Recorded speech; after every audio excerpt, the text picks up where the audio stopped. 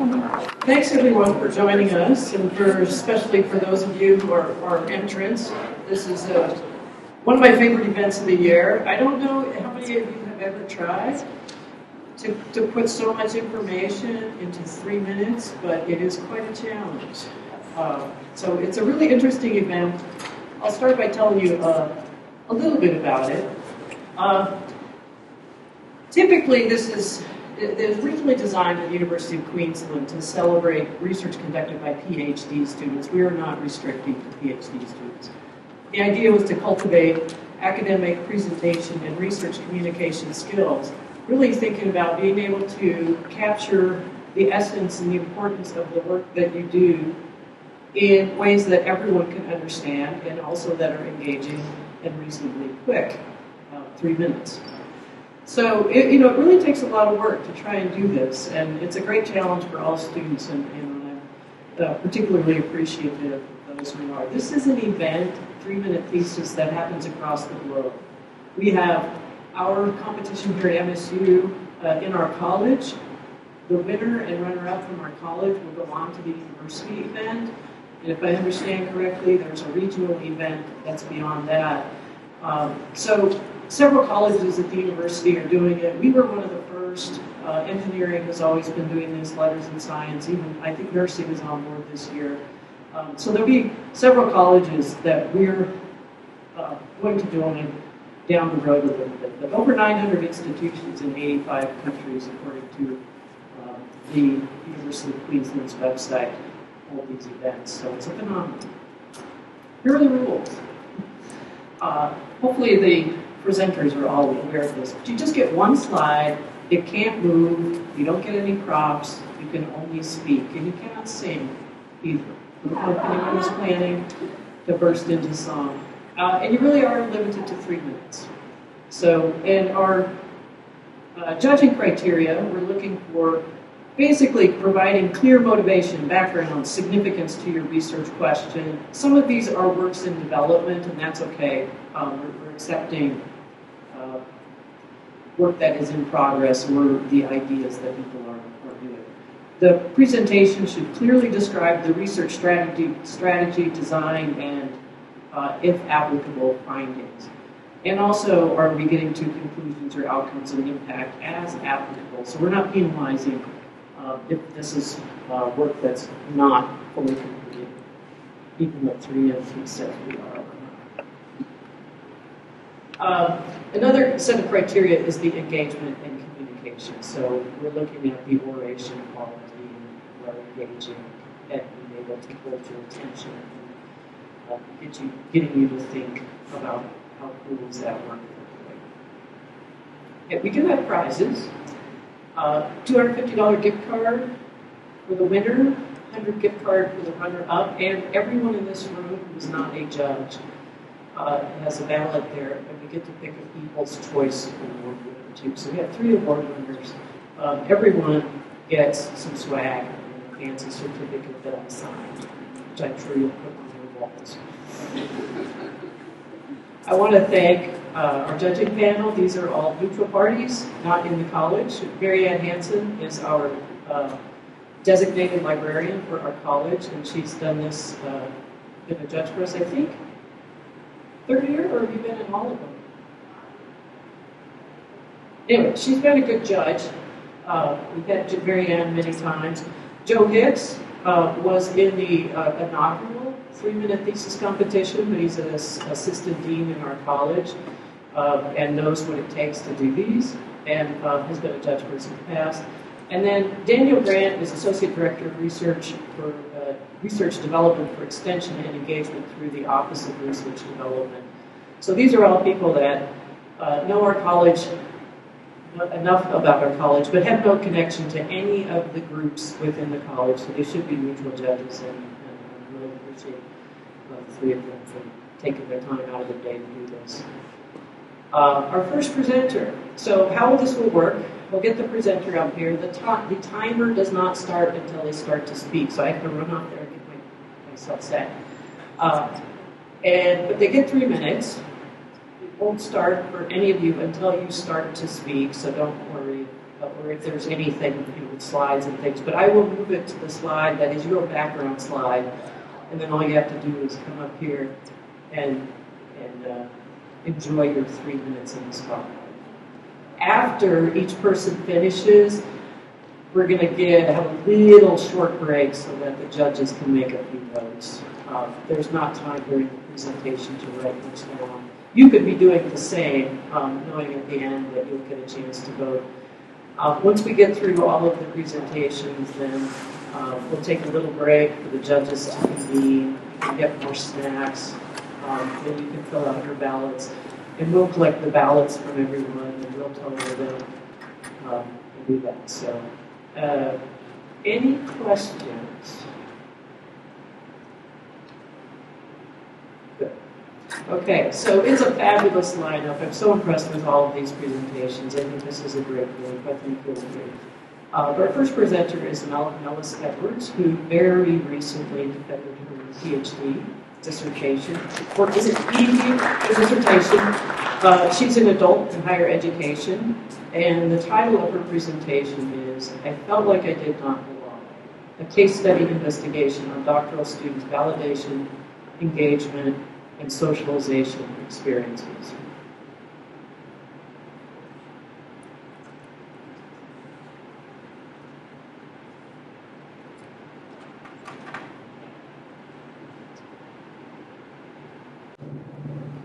So over the last 5 years, I've had a lot of conversations with people about doctoral retention. The reason for this is that it's the nature of my study. And in these conversations, people are usually surprised that not all doctoral students complete their degrees. In fact, nationwide, only about 50% do. And that's actually similar to Montana State as well. So what I looked at, and what I worked on, is what the Department of Education did was delve into research on doctoral retention and how maybe they can make some changes at the academic level to improve retention. So my study, my dissertation, was looking specifically at doctoral students. There was 25 of them that I interviewed, and I did a case study. But let me back up a little bit and explain a little bit more about the process. So the Department of Education realized in their research, and it was decades of research that's been done on the subject, that there's a myth out there that students leave doctoral degree programs because of, typically it's said, due to lack of funding. But the reality is, they're leaving because of lack of belonging. They're not being validated. Their academic confusion, imposter syndrome, anxiety, depression, all these kind of things that lead. So they came up with courses and processes that possibly could mitigate this. They started with Seminar 600. I'm excited because I actually got to be a part of that program. And what that was is a seminar to basically teach you how to be a doctoral student, rather than assuming you knew what to do. And then throughout your coursework, they reached out to you and they did a lot of little communication. The Monday Minutes, Mickeys, I love those. I read them every time. And so there's a lot more contact. And then towards the end of your coursework, you have Seminar 650. That program also taught you how to prepare for your dissertation proposal, your comprehensive exams, and even writing your first chapter of your dissertation. Then, finally, towards the end, there's a dissertation writing course. And the cool thing about this course is everyone who's done a dissertation, and if it wasn't in the Department of Ed during this time, you worked in isolation. Not like a room, but you're working by yourself, hopefully with a lot of advisor contact. But a lot of times it wasn't. So in this course, you met with other people. You get to write with other people. You get to commiserate. You get to share. So what did I discover in my research? Well, I'm here. It worked. So I feel that it worked for many people, and that's what the research shows. And I feel that the Montana State University is sitting at a point where they can lean on what the Department of Education did to maybe help other academic units improve retention. Thank you.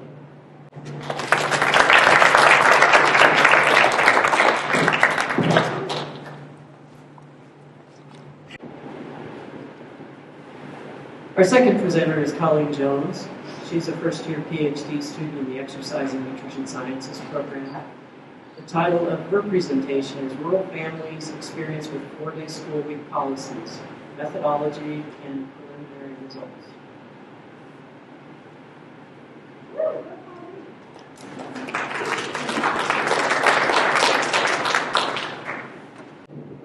Imagine every week you have a 3-day weekend. How would this impact your life and your overall well-being? For many children in Montana, this schedule is their reality because of the 4-day school week. The 4-day school week has become increasingly popular over the last 2 decades, with roughly 85% of these school districts being found in rural communities. The slide you see today are the potential impacts that our research team has identified of the 4-day school week. We know that schools provide support for overall well-being and learning for children. So does the loss of 1 day each week impact that child and impact that family? And do those impacts translate to a change in the family budget or the schedule or even health behaviors? My research aims to identify best practices at the district level while contextualizing this experience for families. This is also done while trying to identify gaps in supports for these families. This is done through thematic analysis of focus group transcripts. And although these discussions follow a pre-developed guide,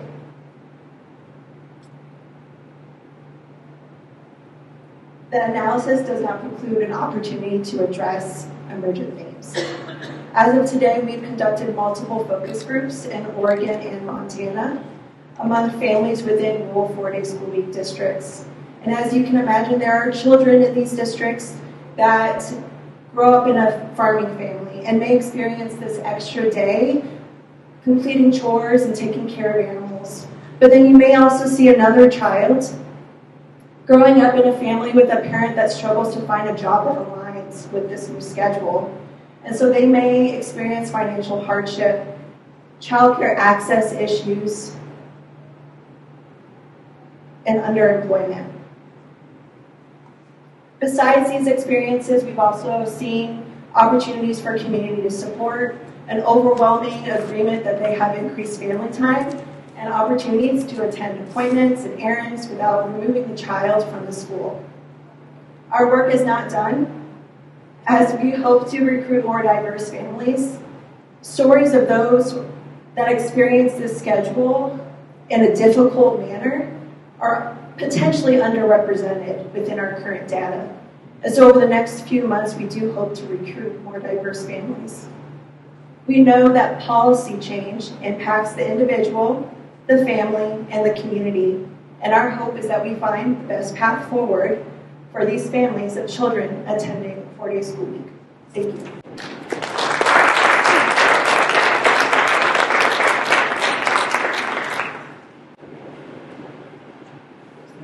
Our next presenter is Bryant O'Leary, who is also a second-year PhD student in the Exercise and Nutrition Sciences PhD. The title of his presentation is Facilitators of Physical Activity in Older Adults and the Impact of Fear of Falling. What keeps us moving?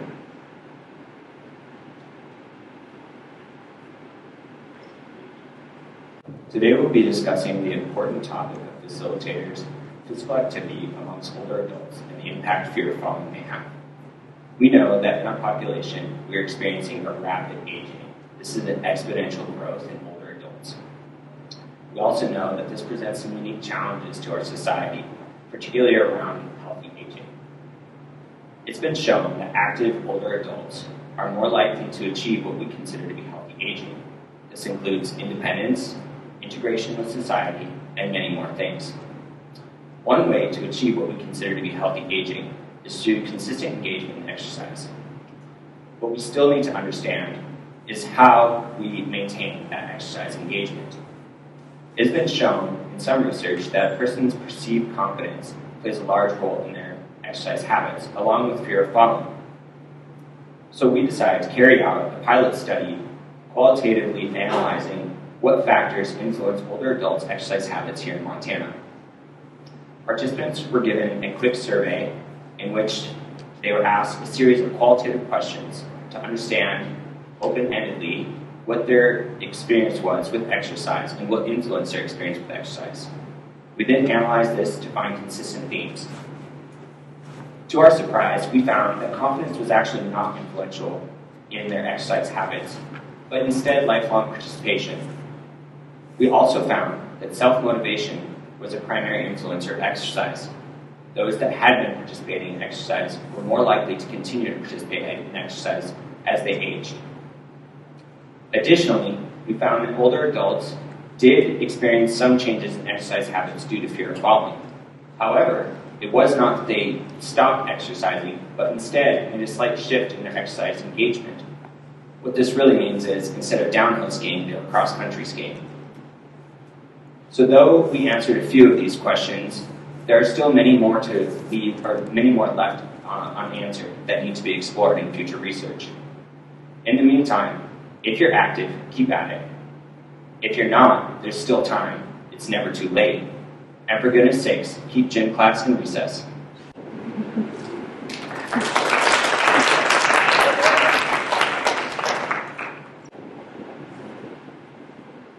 Okay, next up is Tasha Striker.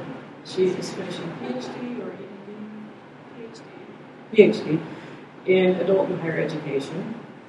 Her title of her presentation today is How Game-Based Learning Develops College-Going Self-Efficacy.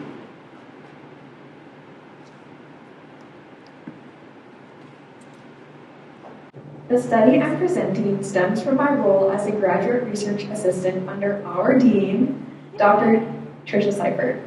Understanding higher education's hidden curriculum, its unwritten social norms, values, and behaviors is crucial for motivating students to pursue post-secondary education. Success Print's Crash Course, a board game created by students for students, aims to familiarize players with college life and its hidden curriculum, empowering them with confidence for success. Crash Course is a 4-player game that can generically represent any university or be customizable like the MSU campus board pictured. The game challenges players to strategically manage their time, balancing activities such as attending class, visiting the writing center, working, sleeping, and in the MSU version, of course, skiing at Bridger Bowl. Winning the game requires players to accumulate academic and social points while avoiding stress and paying their tuition. This presentation offers findings from a mixed method study on college-going self-efficacy, comparing aggregate student responses from 2 Montana high schools before and after gameplay. Despite sample size limitations, the study's quantitative data suggests that playing the game may provide students with a more realistic understanding of college life. The table displayed indicates more evenly distributed confidence levels among the game-playing cohort compared to the pre-play cohort. This realistic grounding could facilitate a smoother transition to college and increase chances for long-term success. Additionally, narrative data shows that students found gameplay beneficial for practicing time management and learning valuable life lessons. 85% of the sample agreed that the game helped them consider time management post-high school, and many noted the importance of quality friendships in college. One student said, "I didn't consider friends adding value to the college experience, but now I do." Another student wrote, "I never considered how much stress I would be under if I chose to go out, or how certain people will cause me to have a lot of stress." This research adds to the growing literature on game-based learning and college-going self-efficacy, laying a promising foundation for broader research on Crash Course and supporting the development of a conceptually similar online video game.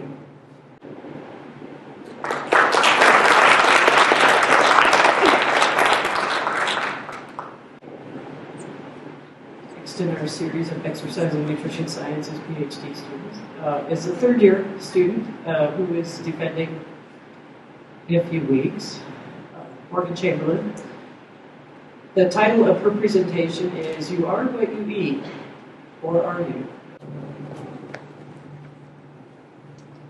What thought comes to mind when you hear the word diet? You may think something along the lines of restriction, or maybe something like keto or low carb. Maybe it prompts thoughts of frustration or confusion, or moments of conflicting information from social media, news, family, or friends. Why is that? One of the biggest challenges in determining the impact of food on health is the large variation in how individuals respond to the same diet. And this variation contributes to the shroud of confusion surrounding diet recommendations. What are nutrition researchers doing about this? Nutrition research has always been focused on understanding the role of diet on health, but exactly how we examine that relationship has shifted from a food-centered approach towards a more personalized one that recognizes not just the food being consumed, but also the individual consuming it. This is the focus of my research. My goal is to better understand the impact of food on health, and to do so by finding better ways to assess changes in health in response to diet. I do this by studying three main factors. First, postprandial metabolism. This assessment technique focuses on understanding changes to metabolic processes in the acute period after consuming a food. This provides valuable information about how food impacts the individual, and these measures are far better predictors of health than their fasting counterparts. Second, inflammation. This is a hot topic in the health realm, and for good reason. Chronic, low-grade inflammation is associated with multitude disease, and the foods we eat influence our inflammation status, ultimately contributing either a pro- or anti-inflammatory effect when we consume them. Third, the gut microbiota. The bacteria residing in our gut help break down food to harness energy and nutrients to fuel our bodies. Different bacteria metabolize foods differently, so distinct bacterial compositions contribute to health in unique ways. In illustration of the importance of these measures, I gave individuals a standardized meal and measured inflammation, glucose, and fat in the blood for 5 hours after meal consumption. Despite identical meal composition, individuals varied in these metrics from a 60% decrease to an 80% increase from starting value. By studying how these three factors vary by individual and how they change in response to diet, I can better understand how food impacts health. So, the foods we eat do matter, but to really understand how food impacts health, we must also consider the individual, because we are so much more than what we eat.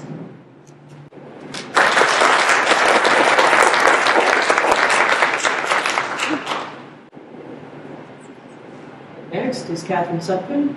She's a master's student in community health.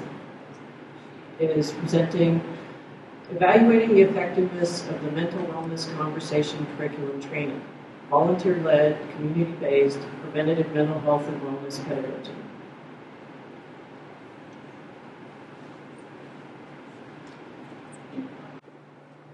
What comes to your mind when you think of rural America? Is it pastoral landscapes, long dirt roads, maybe farms? Did you know that nearly 46 million Americans call these beautiful places home? And 23% of these rural Americans reported struggling with a mental illness or stress in 2022. Sadly, 6% of these same Americans have also reported thoughts of suicide. Recognizing the need for more preventative mental health and wellness care in rural places, the Mental Wellness Conversation Curriculum was created. This conversation pedagogy utilizes a standard deck of playing cards as well as an accompanying facilitator deck to foster conversations around mental health and wellness in an informal manner. These community-based MWCC conversations are designed to be led by a volunteer community facilitator in a format that they so choose. The MWCC was launched in July of 2023, and the first 11 community facilitators were trained later that very month. In December, we trained 13 more community facilitators who traveled from all over the Rocky Mountain West to participate. My master's thesis involved designing and implementing the MWCC evaluation for each of these trainings, as well as evaluating the success of the pilot year overall. I did this by creating and administering a pre- and post-training survey to both the July and December cohorts. Both pre- and post-surveys utilize Likert scale questions to capture changes in attitudes, feelings, beliefs, and knowledge regarding the content matter over the course of the training. There was statistically significant improvement across nearly all Likert scale questions from pre-training to post-training, a great success. The pilot year of the MWCC has, in fact, been very successful. Demand for the cards are numerous, with requests both internally within MSU as well as in the community.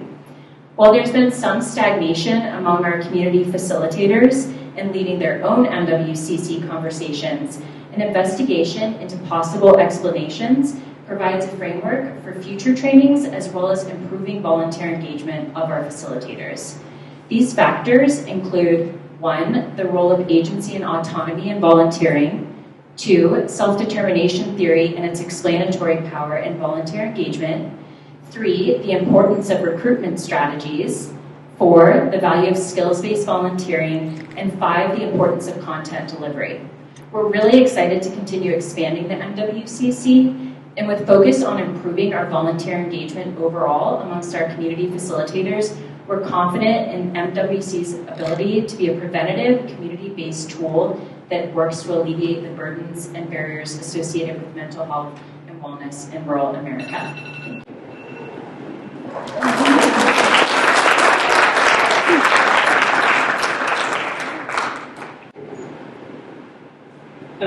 I'm sad to say that our next presenter has a concussion and is not doing the thesis. It would have been Katy Kropatsch, master's student in exercise and nutrition science, talking about fat oxidation in cottonseed oil compared to olive oil in a healthy population. And this was her amazing slide. And I could do, like, off the cuff, a 3-minute version, but I think I'll just let you know that, unfortunately, we're missing one presenter today, and we're hoping she recovers pretty quickly. So, with that, the judges are going to take a little time. You may all please fill out your ballots. We'll collect those. Help yourself to a few snacks while we wait. It takes a few minutes for the judges to go through and compare their notes with each other. And so just sit and enjoy and do your ballots. The prize is one little, maybe strategic piece of information for you, is that the 3 people will not be overlap. So if the judges pick a winner or a runner-up, the people's choice will be a person who's not one of those 2. So if that helps with your strategy. But they were all fabulous. Before we break for that, I'm just hoping that you'll all join me in giving a big round of applause.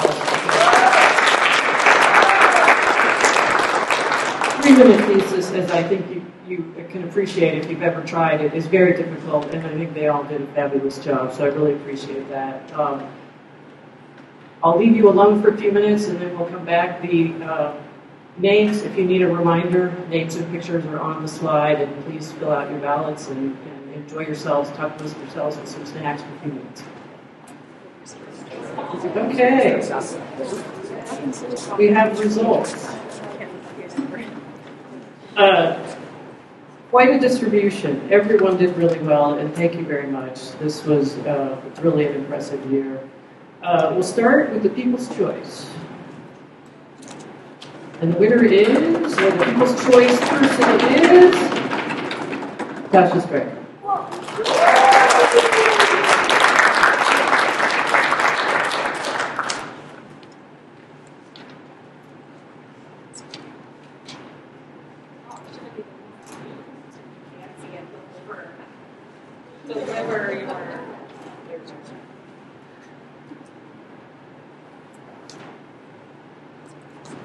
Our runner-up is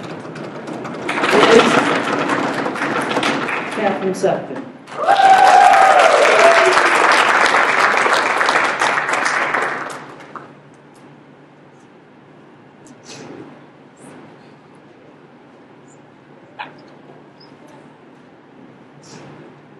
And the 2024 College of EHHD 3-minute thesis winner is Morgan Chamberlin.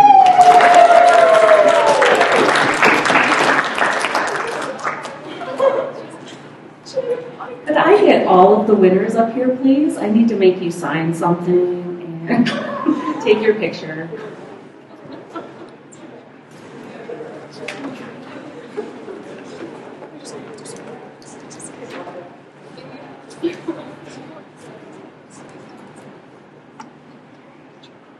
Okay, we'll get pictures up here, but the campus-wide one is on the same day as the Student Research Celebration, and it will be coordinated with the afternoon event. And so it will be on, I was going to say September, April 25th in the afternoon. I don't have the exact time, but we'll get that out. And so Tasha and Katharine and Morgan will be representing us at that. And I hope you'll all come, but it is part of the Research Celebration Day event on April 25th. Thanks everyone for coming. Thanks 100% again to the students who presented. They just, it's just so difficult. They did a really great job. And I hope, really, this event gives a nice display of some of the really cool things that we do in our college. And so it's, it's a nice chance to showcase that and get you to see what some of the different people and different programs are doing. I also want to thank Becky Stanton for actually, she does more of the work to prepare this than I do, so I really need to thank her and appreciate that, but getting the food and all the drinks and organizing things. So thanks to Becky. And thanks to all of you. We'll see you on April 25th.